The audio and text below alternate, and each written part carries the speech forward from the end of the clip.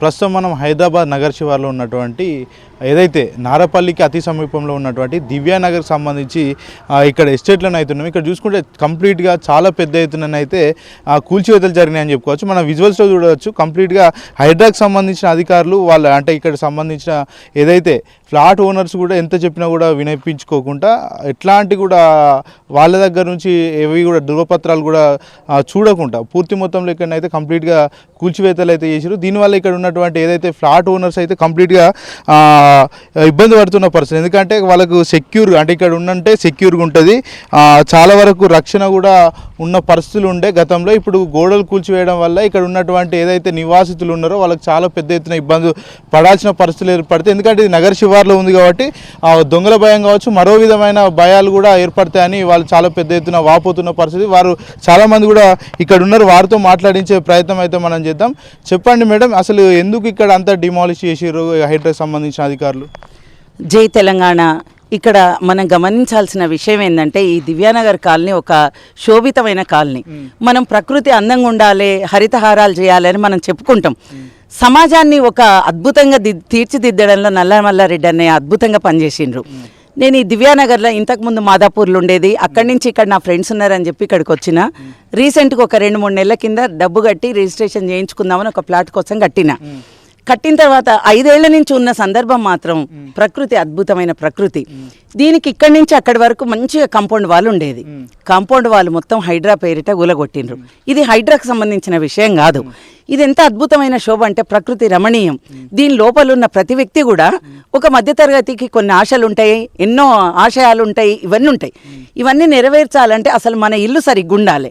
మధ్యతరగతి వాళ్ళు కూడా హ్యాపీగా సంతోషంగా ఉన్న ఒక అద్భుతమైన కాలనీ ఇది. ఇక్కడ ఉన్న ప్రతి ఒక్కళ్ళం కోఆపరేటివ్గా అక్కయ్య అన్నో వదినో అనుకుంటూ అందరం బాగున్నాం. ఎవరికి తెలియదండి ఇది హైడ్రా వస్తుంది, మన కాంపౌండ్ వాళ్ళు ఎందుకు గూలగొట్టింది అన్నది ఇక్కడ సమస్య. ఇదేంటంటే ఈ దర్వాజా మీద దర్పం ఎందుకు, ఈ ప్రహారీ గోడల మీద పెత్తనం ఎందుకు అన్నది మాకు ఒకటి. ఇది ఒక కరాళ నృత్యమే. ఎందుకంటే ఇది నిర్మించాలంటే మనం అందరం ఇంతమంది వచ్చి ఇక్కడ ఈ కాలనీకి అవస్థ అవుతుంది. ఈ కాలనీ గోడ గూలగొట్టడం వల్ల పక్కన అటవీ ప్రాంతం, ఆ అటవీ ప్రాంతం నుంచి అంతకుముందే అడవి పందులు వచ్చినప్పుడు సెక్యూరిటీ మీద అటాక్ చేసినప్పుడు వాళ్ళు ఎట్లనో ఎదుర్కొని మనల్ని అందరినీ కాపాడిండ్రు. చెడ్డీ గ్యాంగులు వస్తాయండి రాత్రిపూట. ఇక్కడ ఇంటింట్లో ఒక్కొక్క అమ్మాయిలు ఉన్నారు, చిన్న పిల్లలు. ఎవరొచ్చి ఏం చేసినా అమ్మాయిల మీద అఘాయిత్యం ఎవరు బాధ్యులు అని మేము అడుగుతున్నాం. హైడ్రా ఈ విషయాలు గమనించుకోవాలి. ఎవరో కాలనీలో ముసిముసి నవ్వుల మాటున విషం మరిగే మనుషులు ఒక 4 పోయి ఇది కూలగొట్టండి అనగానే కూలగొట్టకూడదు. ఎందుకంటే ఇక్కడ సెక్యూరిటీ సేఫ్టీ ఉందనే మేము కొనుక్కుందామని ముందుకు వచ్చి కొంచెం డబ్బు కొట్టుకోవడం జరిగింది. మల్లారెడ్డి అన్నయ్యకు రిజిస్ట్రేషన్ చేసుకుందామన్న సందర్భంలో ఇప్పుడు ఒక ఆలోచనలో పడిపోయినాం. అంటే మళ్ళీ గోడ ఉంటుందా ఉండదా, ఈ ప్రహారీ ఉంటుందా ఉండదా, ఇక్కడ ఇన్ని సమస్యలు. ఏ సమస్య వచ్చినానండి ఒకటి గుర్తుపెట్టుకోవాల్సింది ఏంటంటే మాటలు ఎన్నో చెప్పొచ్చు, చేతల విషయానికి వచ్చే వరకు ముందుండేటోళ్ళు చాలా తక్కువ మంది. కానీ ఒక్క మాట కూడా మాట్లాడకుండా మల్లారెడ్డి అన్నయ్య చేతల విషయంలో అద్భుతంగా చేసిండు. ఎందుకంటే రాత్రి ఫోన్లు చేసిన రోజులు కూడా ఉన్నాయి. నీళ్లు రావట్లేదన్నా, కరెంటు లేవన్నా, రోడ్లు లేవన్నా ఎన్నో విషయాలలో తను పట్టించుకొని ఎంత అద్భుతంగా అంటే ప్రతి మనిషికి స్పందించిండు. ఇంకొక విషయం కూడా గమనించాల్సింది ఏంటంటే 4 చేతులు పడ్డప్పుడు ఏది కూడా రాజకీయంలే అనుకోండి, మామూలుగా ఒక కాలనీలనే అనుకోండి, అది చిందరవందర ఉంటుంది. ఇంటికో పెద్ద మనిషి, ఇంటికొక తండ్రి ఉన్నప్పుడు మాత్రమే ఆయన అందరినీ కాపాడినట్టు బాధ్యతాపూర్వకంగా తను ఉంటాడు. ఆ విషయంలో చెప్పే విషయంలో మనకేమవుతుందంటే ఇప్పుడు ఒక 4కి మనం చెప్తున్నప్పుడు ఒక నాయకుడుగా కొంచెం దర్పంగా చెప్పాల్సి ఉంటుంది. అదేదో డిక్టేటర్షిప్ అనుకుంటారు. కానీ కాలనీ చిందరవందర కావద్దు, ఒక తాటి మీద నడవాలి అన్న ఎన్నో ఏళ్ల నుంచి తను నిర్మించింది. తనకు ఒక అధికారం అనేది తప్పకుండా ఉంటుంది. కేవలం ఆక్రమాలను మాత్రమే కూల్చివేస్తామని హైడ్రాకి సంబంధించిన రంగనాథ్ కూడా చెప్పారు కదా, ఇదేమన్నా ఆక్రమణలు ఏమన్నా? లేదండి, ఇది హైడ్రా తెలుసుకోవాల్సి రంగనాథ్ గారు చేసిన చాలా పొరపాటు విషయం ఏంటంటే రరంగనాథ్ గారు అద్భుతమైన ఒక ఆఫీసర్, కానీ ఈ విషయంలో చాలా పొరపాటు పడ్డారు. ఇక్కడికి వచ్చినప్పుడు కాలనీలో ఉన్న ప్రతి ఒక్కళ్ళని పిలిచి మమ్మల్ని అందరిని అడగాలి. ఏమని అడగాలి? ఇది హైడ్రాకి సంబంధించిన విషయమేనా, హైడ్రాలో ఉందా లేదా, ఎట్లా ఉన్నది అనేది కూడా మనకు చూపించాలి కదా, నోటీస్ ఇవ్వాలి కదా. ఆల్రెడీ మల్లారెడ్డి అన్నయ్య దగ్గర హైకోర్టు పోయి వాళ్ళు స్టే తెచ్చుకున్నారు. అన్ని చూపించింది వాళ్ళ డాటరు. మొత్తం మా కోర్టు నుంచి ఉన్నాయండి అని చెప్పి కోర్టు ఆర్డర్ని ధిక్కరించాల్సిన అవసరం ఏంది? ఇవాళ కాంటెంప్ట్ ఆఫ్ కోర్ట్ వేసుకుంటున్నారు, పరువు నష్టం దావా వేసుకుంటున్నారు, నష్టపరిహారం వేసుకుంటున్నారు. ఇవన్నీ అనేది ఒక ఎత్తు. ఇక్కడ కాలనీల లోపల ఉన్న అక్క చెల్లెళ్ళు కానివ్వండి, అన్నదమ్ములు కానివ్వండి, వాళ్లకు సెక్యూరిటీ ఏదైనా అడుగుతున్నారు. ఇవాళ రంగనాథ్ గారు సమాధానం చెప్పాలి కదా ఈ విషయానికైతే. కూల్చివేసే ముందు మీకు ఏమైనా ఇన్ఫర్మేషన్ నోటీసులు లేదు, ఒక 4 వ్యక్తులకే తెలుసట. ఆ 4 వ్యక్తులు ఎవరో కూడా నాకు తెలియదు. ఒక నలుగురు అంటున్నారు. ఆ నలుగురు ఎవరో రావాలి. వాళ్ళందరినీ కాలనీ వాళ్ళు నిలదీసి మీ వల్ల మేము ఇంత సఫర్ అవుతున్నాం కదా, మీ వల్ల మేము ఇంత అవస్థ పడుతున్నాం కదా అని చెప్పుకోవాలి కదా మనం. ఇక్కడ ఒక్కటండి, మనం మాటలు ఎన్నో చెప్తాం, 100 మాటలు చెప్తాం, కానీ లోపల పరిస్థితి ఎట్లుంటుందంటే ఈ 5 ఏళ్ల నుంచి 6 ఏళ్ల నుంచి ఉన్నాం కదా, ఏ రోజు కూడానండి కార్లు ఆపుతాము, బండ్లు ఆపుతాం. మన గొలుసు తీసి గేటు ముందర వేసినా తీసుకునే నాదుడు లేడు.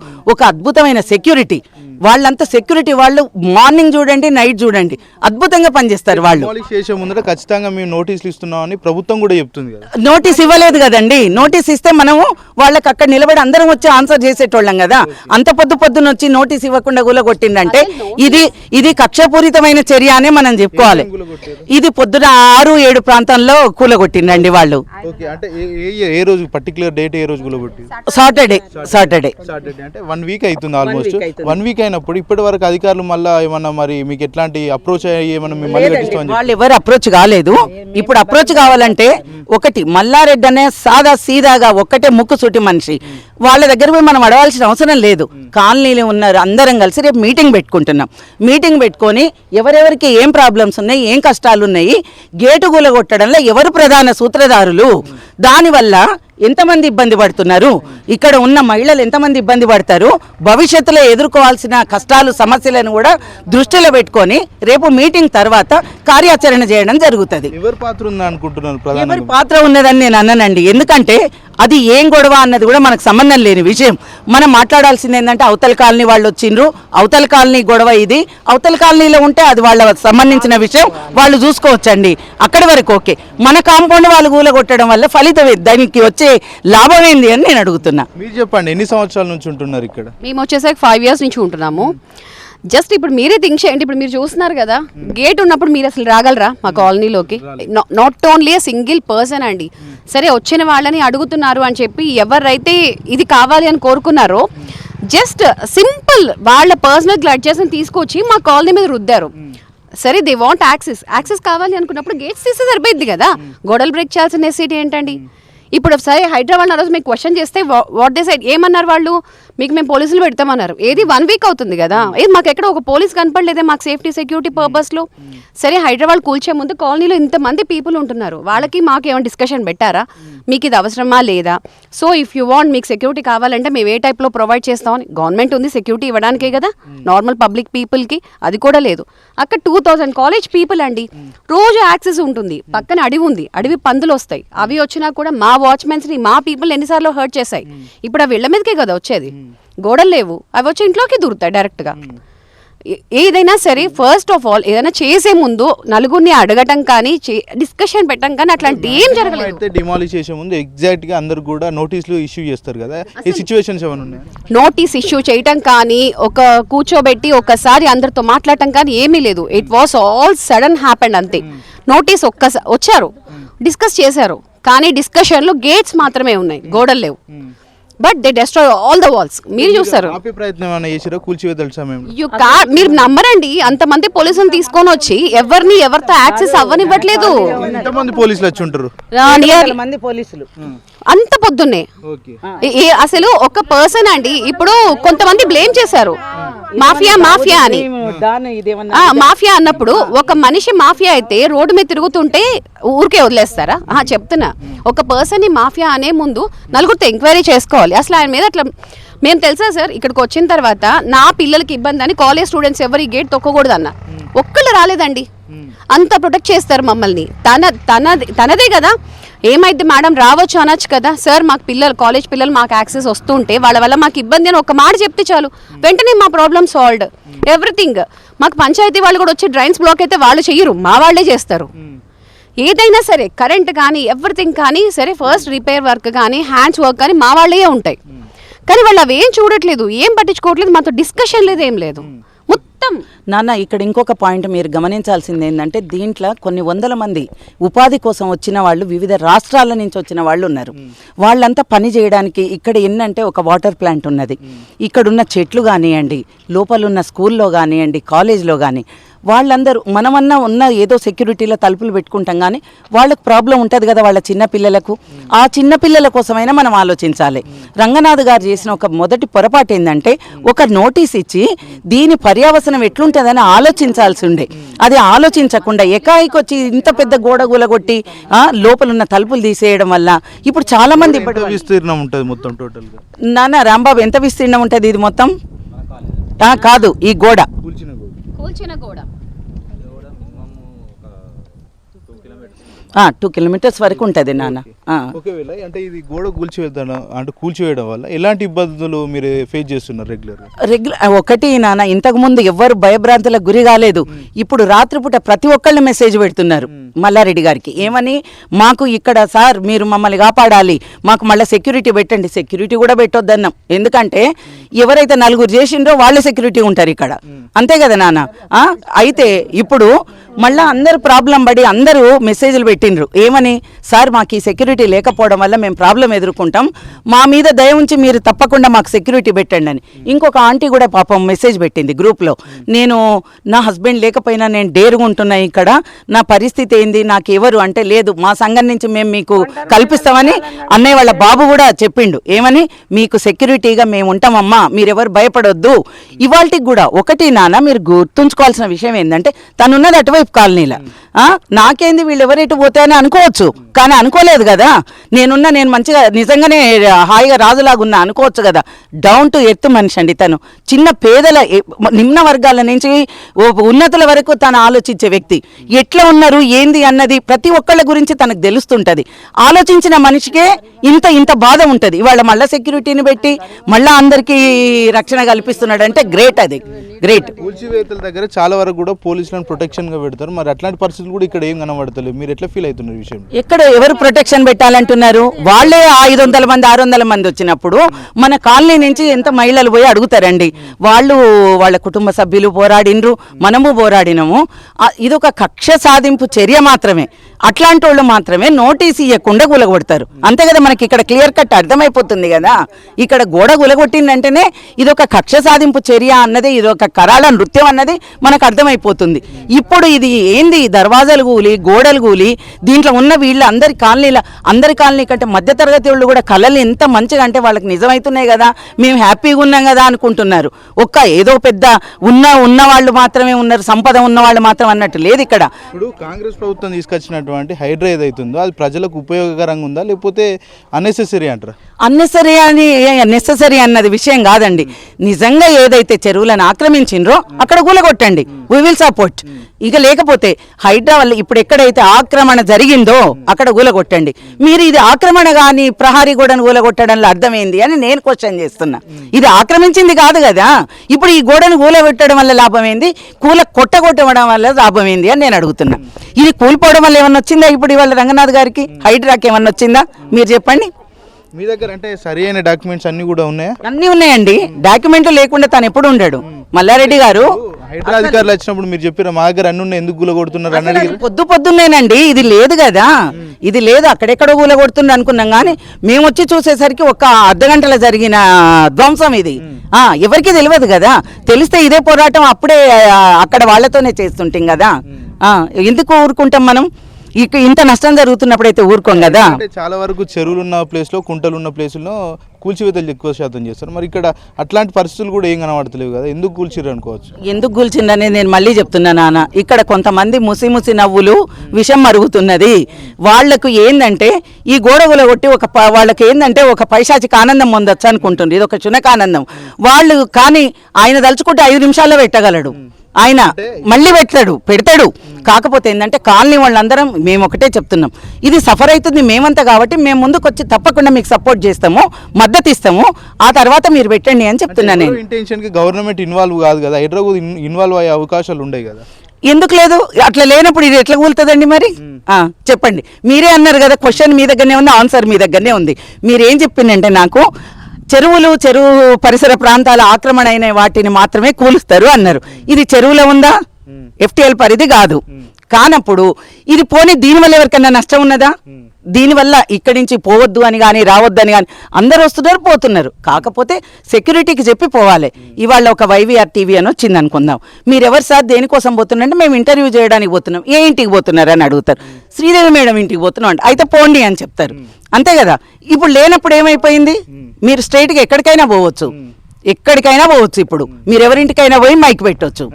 అంటే ఇక్కడ సెక్యూర్ ప్లేస్ ఉందని ఫ్లాట్స్ తీసుకున్నారు అంతే కదా. సెక్యూరిటీ 100కు 200% ఉందండి. సెక్యూరిటీ సెక్యూరిటీ పర్పస్నే అందరు ఇక్కడ ఉంటున్నారు.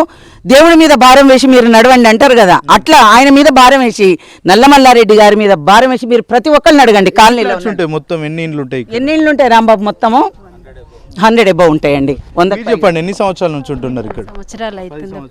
10 సంవత్సరాల కాలంలో ఎప్పుడన్నా ఇట్లాంటి సిచ్యువేషన్స్ ఏమైనా చూసి? ఇట్లాంటి సిచ్యువేషన్ ఓకే, ఏం చెప్పదలుచుకున్నారు హైడ్రాక్ అంటే ఇట్లాంటి పరిణామాలతోటి? ఇది చేయడం అయితే కొంచెం మంచిగా లేదు పద్ధతి, అంతే. చెప్పండి అమ్మా, మీరు చెప్పండి ఏం చెప్పదలుచుకున్నారు మీరు? 2005 నుండి ఉంటున్నామండి ఇక్కడ. మాకు ఫుల్ సెక్యూరిటీ ఉంది. మా పిల్లలు కూడా ఇక్కడనే చదువుకున్నారు. ఈ నుండి అమెరికా అయ్యారు, ఇద్దరు సెటిల్ అయ్యారు. మాకే భయం లేదు, ఫుల్ సెక్యూరిటీ ఉంది, కాంపౌండ్ వాళ్ళు ఉంది అని మేము ఇక్కడ ప్లాట్ తీసుకున్నాం, ఇల్లు కట్టుకున్నాం. మరి ఇప్పుడు ఇట్లా చేస్తే గోడలు కొట్టయితే సెక్యూరిటీ లేదు కదా, మాకు భయమే కదా. ఎప్పటికీ మగవాళ్ళు ఇంట్లో ఉండారు కదా, జెంట్స్ ఇంట్లో ఉండారు కదా. మరి ఏటైనా టూర్లు వెళ్తారు, ఒంటరి ఆడవాళ్ళం ఇంట్లో ఉంటాం, అప్పుడు ఎవరు వచ్చి కాపాడతారండి? అంటే గవర్నమెంట్ ప్రతి ఒక్కరిని కూడా సెక్యూర్ గవర్నమెంట్ ఉందండి, గవర్నమెంట్ ఉంది కానీ గోడలు కూల్చొద్దు కదా. అందరినీ ఖాళీ వాళ్ళని కూర్చోబెట్టి మాట్లాడాలి. మాట్లాడినాక ఇది అందరిని కూర్చోబెట్టి అందరి అభిప్రాయం తీసుకుంటే బాగుంటుంది. కానీ కొందరి అభిప్రాయం తీసుకొని కూల్చేయడం ఎంతవరకు కరెక్ట్? ఇప్పుడు 5 సంవత్సరాల నుంచి ఎప్పుడైనా చూసారు ఇట్లాంటి సిచ్యువేషన్? నేను ఎప్పుడు చూడలేదండి, ఇంతవరకు ఎప్పుడు చూడలేదు. 2005 నుండి ఉంటున్నామంటే, ఇన్ని రోజుల కాంచి మాకు భయం లేకుండా ఉంటున్నామంటే చూడండి. ఇన్నేళ్ల నుండి ఉంటున్నామంటే మాకు ఎంత సెక్యూరిటీ ఉండే వాటికినే ఉంటున్నాం. అంటే అక్రమాలు చేసి నిర్మాణాలు చేసుకున్న వాళ్ళు ఇళ్ళే కొడుతున్నాం, వాళ్ళ గోడలే కొడతాం తప్ప వేరే అన్ని ధృవపత్రాలు ఉన్న వాళ్ళని అసలు ఇల్లు టచ్ కూడా చేయమని హైడ్రా చెప్తుంది. ఆక్రమాలంటే ఇక్కడ ఎవరు ఆక్రమించుకోలే కదండి, కొనుక్కునే కదా, కష్టపడి రూపాయి కూడబెట్టి. వాల్ ఏంటది? ఆ ల్యాండ్ కొన్న ఆయన ప్రాపర్టీకి ఆయన పెట్టుకున్న వాల్. ఇప్పుడు ఇదనుకోండి, జస్ట్ ఇది ఒక హద్దు.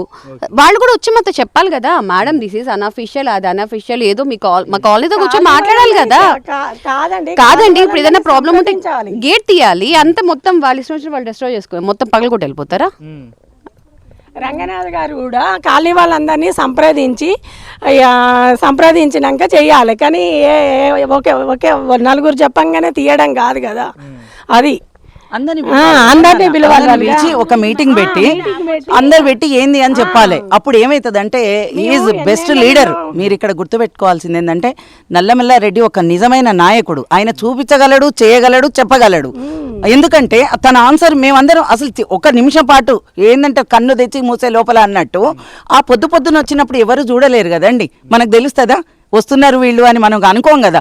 అక్కడేదో అవుతుందంటే ఏందో అది చూసుకుంటాం, ఆ కాలనీ వాళ్ళకి సంబంధించింది. మనం పోం కదా, మన కాలనీ వరకే మనం మాట్లాడతాం. మేమందరం వచ్చేసరికి గోడలు కూలున్నాయి. ఈ విషయానికైతే అడగాలి కదా, మనం నిలదీయాల్సిన అవసరం ఉందా లేదా చెప్పండి. అది ప్రభుత్వమే కానివ్వండి, రంగనాథ్ గారి అనండి, హైడ్రా కానివ్వండి, ఏదైనా ఇక్కడ ప్రజలకు ఒక పరిపాలన అండి. ప్రజలందరూ ఏం చేసిండంటే ఒక మారుమూల గ్రామంలో ఉన్న ఒక వ్యక్తిని ముఖ్యమంత్రి చేసుకొని వచ్చినాం మనం. మంచిగా ఎందుకు చేసుకున్నాం? 10 ఏళ్ల పరిపాలనలో లోటుపాట్లు ఉండొచ్చు, మంచిగా ఉండొచ్చు, మంచిగా చేయొచ్చు, అంతకంటే గొప్పగా చేసి చూపించు. కానీ ఈ విధ్వంసం ఏంది? స్వరాష్ట్రమై తెలంగాణ సుభిక్షంగా ఉండాలని మనం అనుకున్నాం. ఈ దుర్భిక్షం ఏంది? గోడలు వలకు కొట్టుకొని ఇంటింటి గోడలు, కాలనీ గోడలు పగిలితే ఇదేమన్నా అందమా? మంచిగా ఉంటుందా? చెప్పండి, మీరు చెప్పండి. అంటే ఇట్లాంటివి జరగడం వల్ల హైదరాబాద్ గ్రాఫ్ పెరిగే ఏమన్నా అవకాశాలు ఉంటాయా? గ్రాఫ్ పెరుగుతుంది అనుకుంటుందా? గ్రాఫ్ తగ్గుతుంది అనుకుంటుందా మీరు? ఇక్కడ చూసిన వాళ్ళు ఏమనుకుంటారు, ఇవాళ రియల్ ఎస్టేట్ వ్యాపారి ఆత్మహత్య చేసుకున్నాడు. ఒక బాబు ఇప్పుడే పేపర్లో చూసిన నేను, రియల్ ఎస్టేట్ సరిగ్గా నడవక రియల్ ఎస్టేట్ రంగం కుదేలైపోయి ఆత్మహత్య చేసుకున్నాడు అంటున్నారు. ఇప్పుడు ఇక్కడ ఉన్న వాళ్ళు కూడా ఇల్లు కట్టుకోవాలంటే భయపడతారండి, మనం కొనుక్కోవాలంటే భయపడతాము. ముఖ్యమంత్రి రేవంత్ రెడ్డి కూడా రియల్ ఎస్టేట్ వ్యాపారం చేసి ఈ స్థాయికి వచ్చిండు. మరి ఆయనకు అవగాహన ఉండి కూడా ఇట్లా చేస్తున్నాడు, ఎట్లా చూడొచ్చు ఈ విషయం?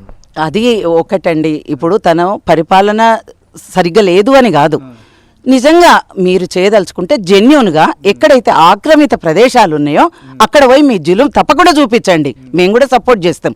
కాకపోతే ఏంటంటే ఎక్కడ రక్షణతోనున్న ఒక కాలనీలా తప్పకుండా నేను రేవంత్ రెడ్డి గారి దగ్గరికి, ముఖ్యమంత్రి గారి దగ్గరికి వెళ్ళి నేను చెప్తా, రేవంత్ రెడ్డి గారు మా పక్క ఊరేనండి, మాడుగుల పక్కన మాది సిరిసనగాళ్ళ విలేజ్, వాళ్ళది మాడుగుల విలేజ్.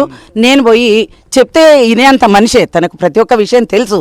నేను పోయి అడుగుతా, ఏమని మీరు ఇది కూలగొట్టమని చెప్పిండ్రా రంగనాథ్ గారికి? ఈ కాలనీలో ఉన్న ప్రజలను కష్టపెట్టమని చెప్పిండ్రా?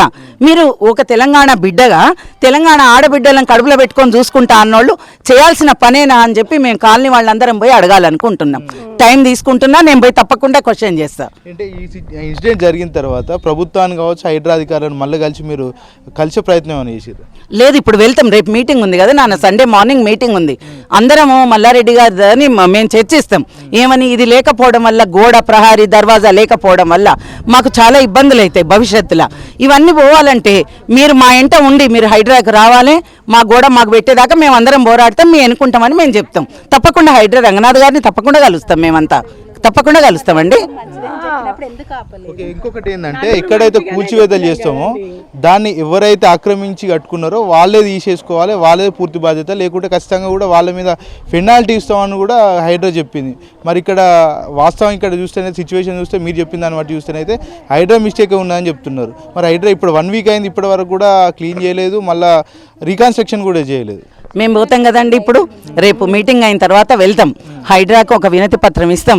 మల్లారెడ్డి అనే అక్కడ క్లియర్గా చెప్తారు, ఈ గోడకు, ఈ ప్రహారీ గోడకు, ఈ పెద్ద గేట్లకు దీనికి సంబంధించిన విషయము ఇది ఆక్రమిత ప్రదేశం కాదు, ఇది ఒక కాలనీకి రక్షణగా ఉన్న ప్రదేశం అని చెప్తారు. చెప్పిన తర్వాత రంగనాథ్ గారు ఏమి యాక్షన్ తీసుకుంటారని, నిజంగా మన తప్పు ఉన్నదా అక్కడే తెలుస్తుంది కదండి. లేదు అంటే కనుక మళ్ళీ వాళ్ళు ఏం చేయాలంటే ఇదంతా క్లీన్ చేయాలి, మళ్ళీ గోడ పెట్టాలి, అది వాళ్ళ బాధ్యత. మనం కోర్టుకు కూడా పోయినాము, కోర్టు నుంచి కూడా డిసైడ్ అవుతుంది.